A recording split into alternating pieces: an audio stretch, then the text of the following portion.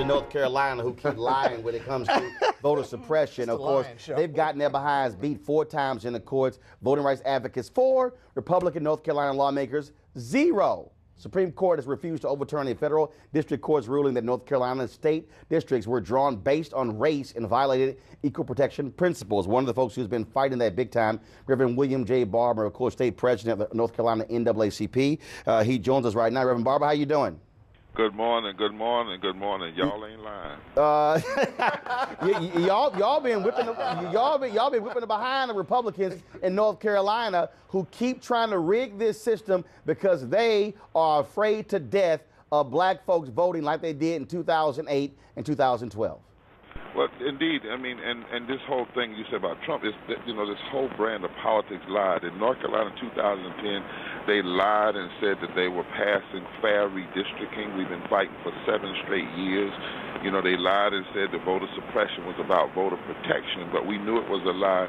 And people even said that they said, well, y'all are just marching and going to jail. But we had to dramatize what was going on. That was one strategy. We had a legislative agenda and we had a legal agenda, and they were all connected. And took 7 years rolling. But now the courts have said 4 straight Mondays, back to back, after 7 years. Number one, they said that the voter suppression was for voter suppression. It was not about, and it was racist voter suppression. And it was not just photo ID.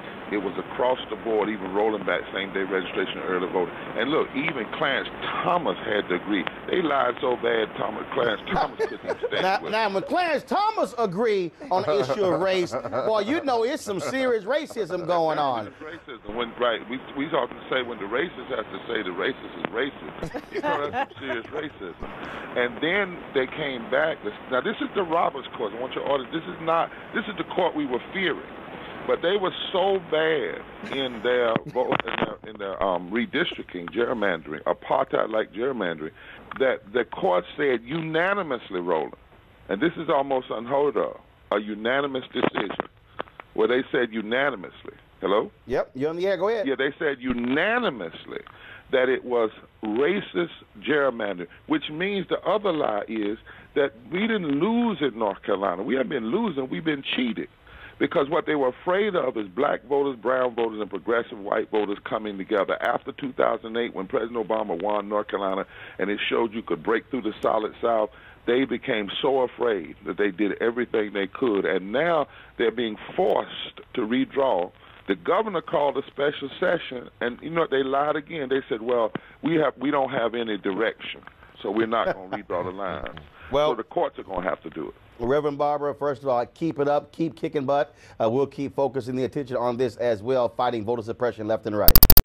Protest turned deadly. 37-year-old black man was shot and killed by Baton Rouge police. His hands are in the air, and you still get shot by the cops. Oh my God, please don't tell me he's dead. We're not gonna let hate define us. Race is a big part of this. If truly all lives matter, then all lives need to matter equally. What we require is action. What we require is accountability. We understand that black lives do matter, and we will keep focused on this issue. NewsOne Now, every weekday morning at 7 on TV1.